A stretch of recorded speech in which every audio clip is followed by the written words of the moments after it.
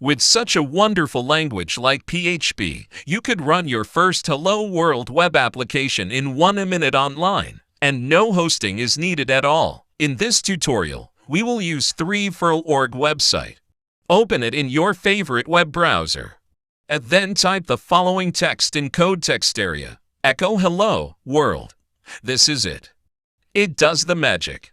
Then name your code snippet if you don't like untitled like me. Let's change it to Hello World. As you can see, it is very simple to start development with PHP. No hosting is needed. You can write and execute your code online. In case you need good hosting for your PHP websites and projects, I will provide you with a referral link to one of the best cloud hosting solutions on DigitalOcean with a great Edis account. Like this video and subscribe to our channel to get more useful information on PHP and web.